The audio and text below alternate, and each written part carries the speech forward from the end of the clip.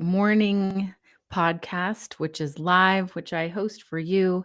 And we drink tea together and we chat about stuff that's interesting to me and to you, such as books, writing. We talk about all sorts of different things, things that we're curious about, things we want to explore. We talk about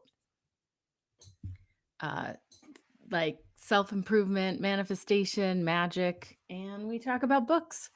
And then at the end, we talk about the questions that we have, and then we bring those questions to a, an oracle deck or a tarot deck, and we have fun with that. So, welcome and thanks for joining me. This morning, I was feeling a little, uh, I was feeling a little, maybe not frustrated, but a little, um, how do I want to say it? I was feeling a little bit discouraged, I suppose, like very low on the spectrum of discouraged, but I was starting to feel that little pang of like, oh, no one's watching these episodes. And when I first started, I was getting a lot more I was getting more views. And now it seems like I'm getting no views on some of my videos. And I wanted to talk about that today. Like, let's talk about what do you do with discouragement and what do you do when you're following your passion, you're following that formula of act on your highest excitement with no insistence on the outcome. In fact, oh, I found where I've written it, so we'll read it. You act on your highest excitement in any given moment to the best of your ability, taking it as far as you can until you can take it no further with zero insistence on the outcome. And that comes from the channeler Bashar, who channels through a guy named Daryl Anka. And yeah, I listen to stuff like that. And I find it actually remarkably helpful, especially I was raised a member of the Church of Jesus Christ of Latter day Saints. So when I was in the church, I was always very open to spiritual ideas. And in a way, I think a lot of Mormons would argue with me on this, but if they really look at it, they would see that uh Mormonism or um members of the Church of Jesus Christ of Latter-day Saints, because right now the church is insisting that you use the whole name for it when you're talking about its members. It's like, wow, okay. That seems like a lot of syllables. But when, but Mormonism as a whole is actually quite open to the idea of magic. They just don't call it that. And so I think when I left the church, I had a couple of choices. I could either go, you know, full atheist or I could go, you know, go find another church or another religion. And for a while I just sort of did nothing. I didn't know what I believed, but then I did find um quite a bit of help and support, not from the people, but more the magical ideas that are in the ideas of manifestation and some of the more, I guess you could call it new agey kind of stuff. So spiritualist, no, it's not spiritualist. Uh yeah, just like in the self-improvement kind of magical. I'm just going to call it magic for to make it easier. Not so much occult magic, but just like magic, creativity, the idea that I do believe that there's something out there. I don't exactly know what it is, but I will try to interact with it on a positive way and not invite any negative energy. And if there is negative energy, the idea is to try and transmute the negative energy into something positive, such as learning from mistakes or finding ways to help others overcome their struggles with different, you know, different low energy kinds of emotions and things like that. So I found quite a bit of meaning to life in that realm. And so that's probably what's taken me here to talking about tarot and oracle. And it's just I'm not like I'm not the tarot girl. I like it, I enjoy it, and I practice it and I think it's fun. But you know, it's something that helps me on my way to becoming the kind of person I want to be. And I dropped something a second ago and it's distracting me, so I had to pick it up so that I wasn't sitting here the whole time distracted by it. Okay. But back to the idea of discouragement. I would say so part of okay. So when I started doing this podcast, I was getting some views and it was fine. Like I just like to see the growth, but now that I'm not seeing it so much, I am starting to doubt and question myself. And that's an interesting thing. Like what is the purpose of doubt? Like doubt is I think we all have doubts. People talk about doubt and fear as kind of the enemy, but why how can we transmute the doubts and the fear? I think that's the real question that I'd like to ask. At least I'm asking myself. I just finished watching all 10 seasons of Smallville. We finished up last weekend. And the final season, season 10, is all about Darkseid. And Darkseid is this enemy that is, or villain sort of entity that's just spreading fear and doubt into the minds of everybody so that this planet can crash into this planet. And it's a whole thing. And so I've been thinking about the idea of doubt all week. Like, is it bad? I mean, we all doubt things. And is it possible to manifest or have faith in what you hope will happen? Is it possible to have hope and doubt at the same time? And I think it is possible. I think it's possible like you may not know cuz doubt is maybe doubt is more it's okay to not know things. Nobody knows anything. We don't know what's going to happen in the future. There's no way of knowing. And so part of being human for all of us is having some measure of doubt. And you can have certainty, you can have assurance, you can have faith, you can have I mean, I suppose even people could even have a vision of the future. But which future is that? Like which timeline are you on? I think the future that we're heading to can be any future at all. We really don't know, and there's no way to know. And so, because of that, I think it's perfectly good and natural and part of the human experience to at least have some measure of doubt, but that doesn't mean it's doubt in the negative sense. I think it's just um uncertainty and being okay with things being uncertain. We don't always know the answer.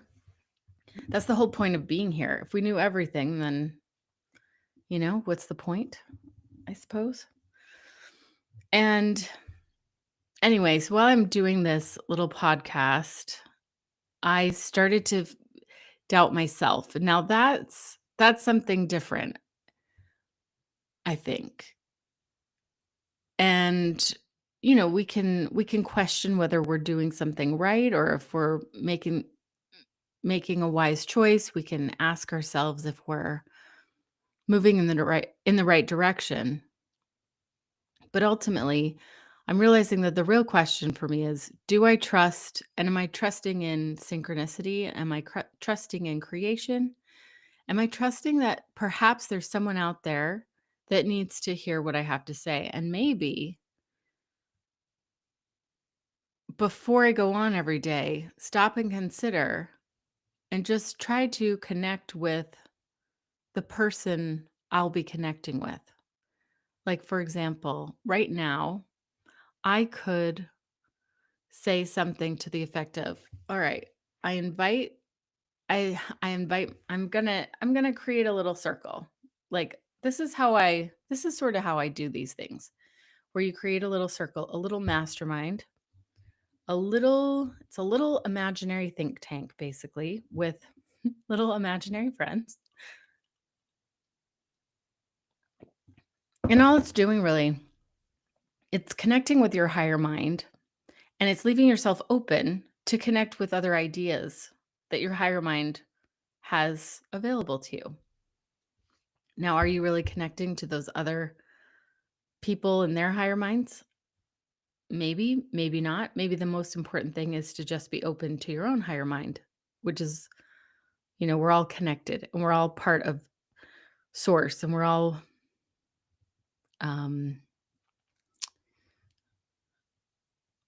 we're all an extension of source. So, on a day like today, like, I think I'm going to make a goal so that before I come and sit down and have tea, that I will kind of do a little exercise, and I will, I'll say, okay, higher mind, thanks for being here. I know you're always here. Sometimes I'm not paying attention.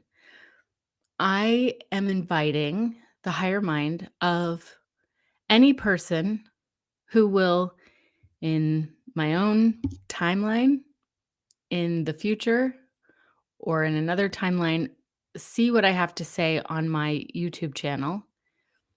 I'd like to connect with whoever that person is who needs to hear what I have to say. And I trust that you will guide me to say the thing that that other person needs to hear so that I can be sort of a cooperative component in their life journey. I don't know. You can say it however you want to say it. You can make it more, I don't know.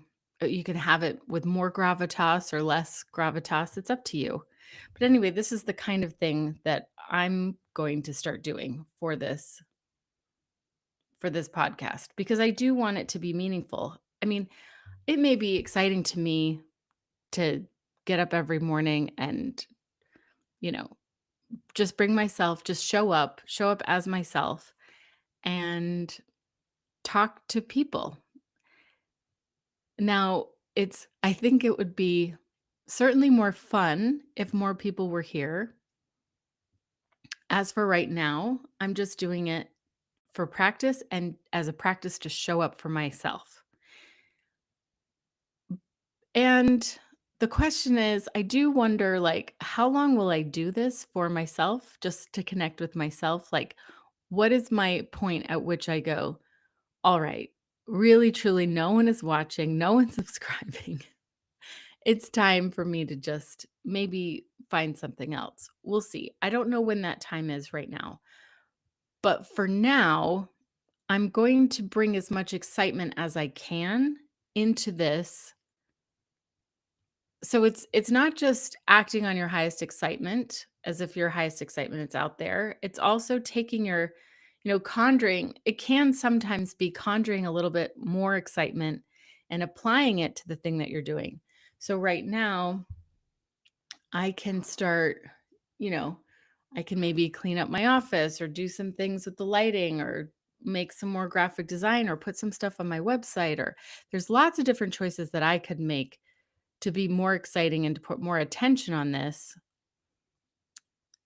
to make it better and to make it more exciting for me. And then eventually there's always the uncertainty, and I always will have my willingness to change course if need be. And But I think it's it's an interesting thought. What do you think about doubt? And do you ever have doubts about what you're doing? Like the thing that you feel is the thing that you feel most passionate about. Do you have doubts about that? I think it's easy for someone like me who has multiple interests to go down one road and think maybe that's not the right road and then want to keep switching the way I was talking about yesterday. But there is something that, you do need to get some momentum on whatever track you're on. And so I think it's important to inject extra excitement as much as you can into that road that you're on before you switch gears or switch sails like we were talking about the other day. So trains and sailboats, mixed metaphors are always great, but aren't they mixed similes? Anyway, here we go. I'm going to pull cards this morning. We're going to keep it simple on this Friday. By the way, I'm drinking Bengal spice tea and a black English breakfast with some milk and creatine to create a little masala chai for my breakfast tea. All right, I'm going to use the Winter Tarot today, and we're going to go back and answer one of the questions that I received.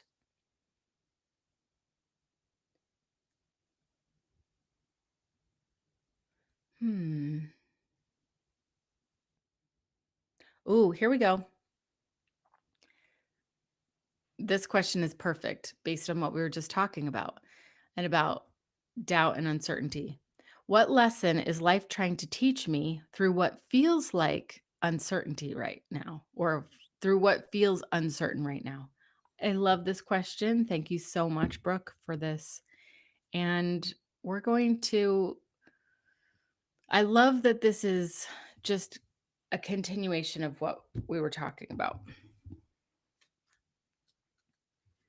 Okay. So here's some not so great ASMR while I shuffle this and I think about that question. What lesson is life trying to teach me through what feels uncertain right now?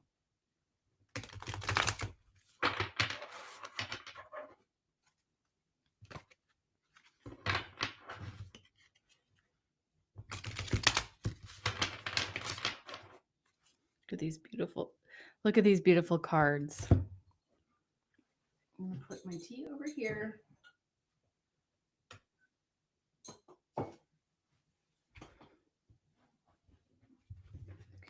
And I'm going to think about the question one more time.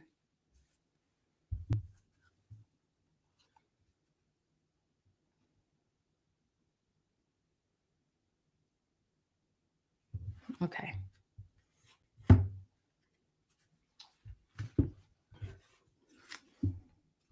Okay. For present moment, we have the Winter Star. Ooh. I love that. The Winter Star. Second one. Ooh. This is Roots. The Winter Tower.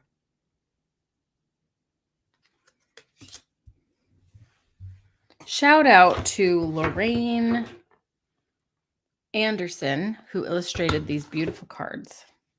And last one. Next steps is, hide my face so that it will focus on the card. Ace of Winter Wands. Look at that. Isn't that beautiful? Oh, these just make me so happy. Like everything is a little work of art. Thank you, Lorraine. Okay. So this is our star card. Star card is often the water bearer. Usually in the star card, you will see 7, maybe 8 stars, 6 cards. You see many stars. Let me see. Let's just go with the traditional one for a second. Okay, so the star card, usually a nudie woman with 1, 2, 3, 4, 5, 6, 7 star. That is so weird. Okay, yeah, 7 stars. I was saying that it was 7 one time, and then I looked again and it was like 8, and I was like, wait, I thought there were only 7. So as of right now, 7. 7 stars. All right. Let's see what it says in this one. And it's interesting. I mean, I have shuffled these cards quite a bit. So it may be that one card was, you know, fused with the tower because the tower is right before the star, but I have shuffled it a lot. So we'll see. Who knows? Either way, we're supposed to see it today. So after the events of the Winter Tower, the maiden finds herself drifting out into the snowy landscapes looking for sanctuary. It feels as though this journey has lasted forever. The winter fool stepping through the doorway has sustained blow after blow and isn't sure she can go on. Just when the night feels darkest, a winter goddess appears in the sky to show her the North Star, the first glimmer of hope the maiden has seen in a long time. She can finally see the pathway forward. She's back on track, heading where she's supposed to be. One day she'll look back on this moment and realize that this is the start of everything being okay. Interesting. We're just talking about doubts. That feels like it applies to me. Hope is the main message of the Winter Star card. After a situation such as the Winter Tower, you need hope to move on and find light in the darkness. However, I have always found that the card represents purity of spirit. From the Fool until the Hermit was okay. From the Fool until the Hermit was about learning, forward movement, and setting foundations. Then the wheel turn and justice through to the devil was all about restriction and learning to surrender. Then the tower distilled the soul, stripping it of debris and pollution that had only been holding you back. Okay, what she's doing here, she's doing a really good job of explaining the tarot and the journey of the tarot from the Fool all the way through the major arcana. So it's like a story, and so she's doing a good job illustrating that. The winter star is truly the moment when you're reborn and are most open to spirit, when you can finally say, show me where you want me to go. Inspiration and breakthroughs often follow the appearance of the winter star.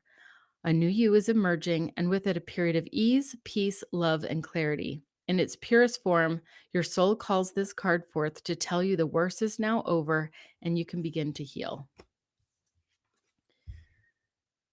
So, back to the question, what lesson is life trying to teach me through what feels uncertain right now? Maybe what it's trying to teach you is that for a long time, you've been struggling and maybe you've been having a lot of doubt, but you don't need to doubt anymore because there's a goddess on the horizon and she's looking out for you. And this is all you just needed to learn some things. And here you are, you're ready to embody and integrate all those lessons that have come your way. And now you're ready to bring your message to the world because the water bearer is the character. So normally, um, you know, she's the nude woman with the water. I've always thought of the water bearer as someone who has a message for the world, who is carrying it forth and is sharing with people that they matter.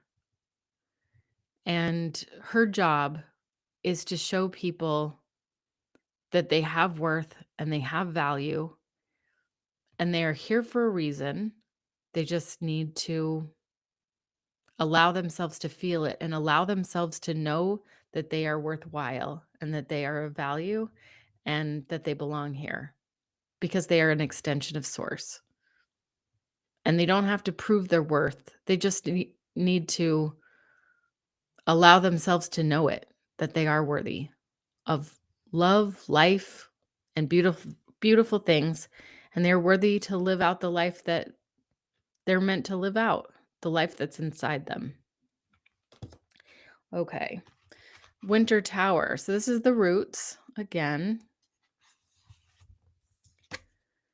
And maybe this is where you've come from. Maybe you've been doubting a lot and you think that it's never going to get better. The maiden stands on the mountaintop or on the mountain, channeling the strength of the storm around her when lightning hits the tower below. We do not know if the maiden is intentionally trying to destroy the structure or whether perhaps she's struck her own home by accident. All we know is that the damage is done. The tower will fall and it's beyond repair. Whoever lives inside must deal with the aftermath of this sudden tragedy and do their best to go on. I don't know if you could see that tower. Yeah, it's pretty clear now.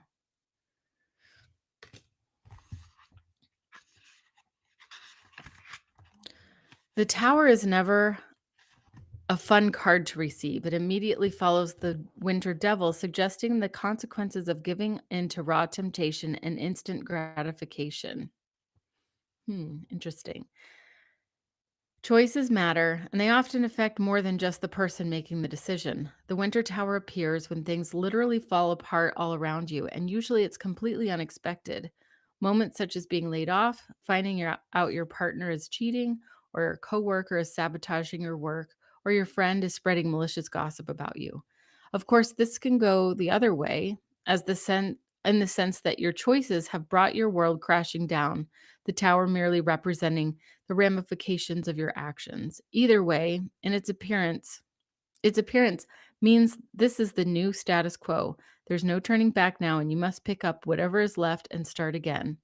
At its heart, this card represents a rude awakening. You may not have realized just how unstable your situation already was, but the truth is now clear. The best way forward is to learn from this and grow stronger as a result of this pain. Okay, so it's always, I love it when a card like this comes in the roots placement, like, or the past, because it just simply means that this is where you're coming from. And from this, there's so many great lessons to learn. Like, think about how much doubt can kind of ruin things and make your life feel like it's never going to it's never going to work itself out. And so ask yourself, what in my past or right my recent past, what has brought me to this point where I'm now ready to realize that help is on the way and allow in the help that's been there all along. And here is this card to show you, the tower card, to show you that maybe maybe your life for a while has been a shit show. You know, maybe up until now, you have made a lot of mistakes, or you haven't been allowing in the things that could make your life better, or you've been full of doubt and you've been living a life where your life has just reflected back to you your own beliefs that life is terrible, or that you're constantly in debt, or that there's something wrong with you, or you're not enough. Those beliefs that we've been living our life according to, maybe this is an invitation to see that this can fall away now and we can have new beliefs and be ready and filled with hope and learn to transmute those doubts and those negative beliefs, or those beliefs that you're unworthy, or that you're not enough, those lies that we live our lives by sometimes, that this can show us that that's in the past and we can let those old illusions go and live in a new place. And now for next steps, Ace of Winter Wands. I love that. Look at, so beautiful. It looks like she almost looks like she has like some Slavic prints on her clothing or something. Very cool. So, Ace of Winter Wands. Okay, that's swords. Ooh, I like this book makes it really easy because you can flip through and it has like little candles that lets me know I'm in the wands section. And then the lightning makes me know I'm in the swords section and so on. Okay. So Ace of Winter Wands.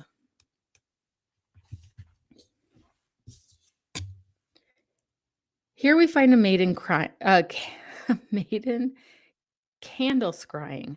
She's peeking into the ether. Okay. I need a light. Give me a second. There we go. Whoops. Put that out of frame. Here we find a maiden. Oh my gosh. Here we find a maiden candle scrying. She's peeking into the ether, hoping to find some inspiration and motivation to get through the long winter. In the candle's flames can be seen the maiden enjoying the lushness of spring. In the future scenario, she's happy and thriving, working on the many ideas she'll download into her spirit this winter. But this image is only one potential future. It's up to her to decide to plant the seeds now that will allow her to see this vision come to life. The Ace of Winter Wands awakens the creative mind. New sparks of ideas and especially creative endeavors seem to flow in a never-ending stream. In some ways, this can feel like a spiritual awakening, a rare moment when heart, mind, and soul are aligned. Ideas held when you receive this card should not be dismissed, as these sparks of insight represent your heart's deepest passions and what your soul longs to move towards. However, the ideas dancing in your mind are only potentials, and you aren't the only person in the universe. Oh, you aren't the only person that the universe has shared them with. If you don't act on them now, they will drift back into the ether, searching for someone who will eagerly bring these concepts to life without hesitation. That reminds me of the book. Oops. Big Magic. She talks about that idea in here, where inspiration will alight on a different person if you're not doing anything with the idea that you've received. That's not to scare you. Sometimes ideas are really only meant for you and they will be patient for you. But if it's another idea, sometimes it's important to just talk.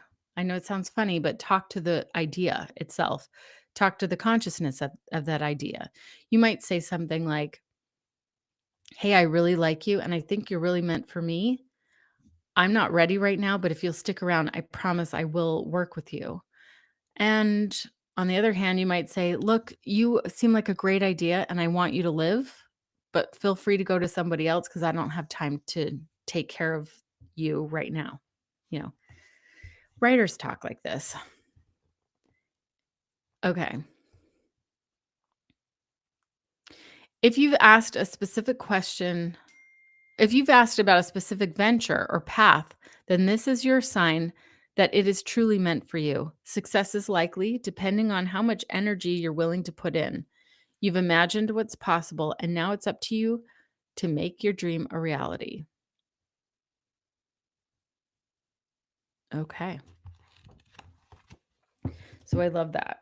So this is all about action. This is all about inspired action. And it's a little push to say, you can do it. Just move forward. You're on the right track. And then this one is saying, we asked about doubts and what we can learn from the doubts. And maybe what we learn is that we're not alone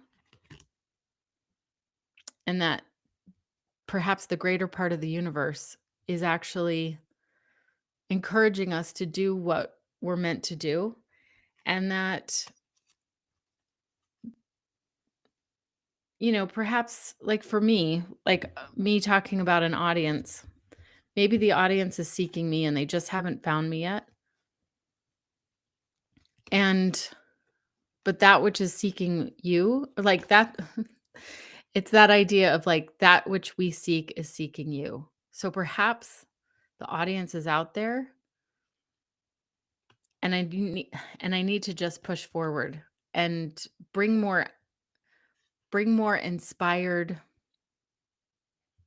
flavor to what I'm doing and really um,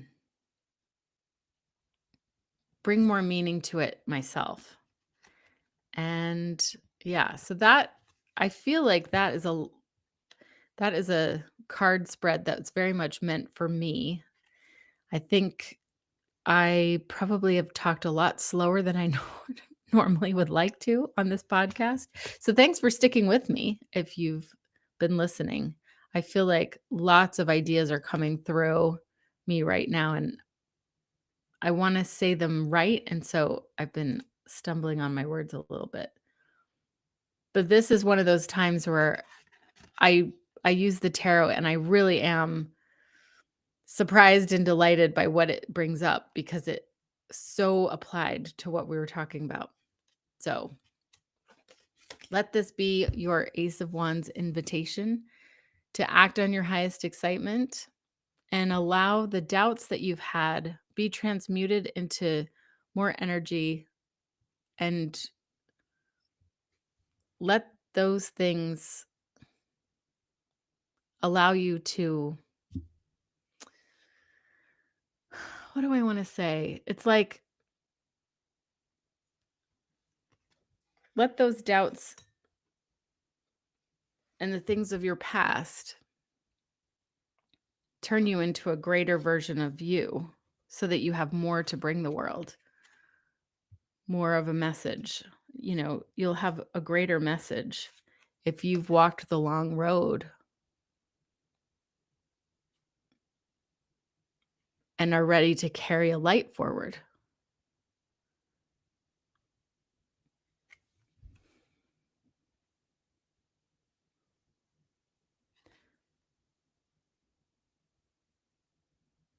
And I think that's where I'm going to end it. Thanks for joining me today, and we will see you on Monday. And I think the 7:30 time's pretty good. What do you think? All right. Let's end there. And I hope you all have a wonderful weekend. Thanks for joining me. And I'd love it if you subscribed. And if you ever watch one of these that means something or you think would mean something to your friend, send it their way. And um, I hope we all can share and create a community here. And okay, I'll talk to you soon. Love you.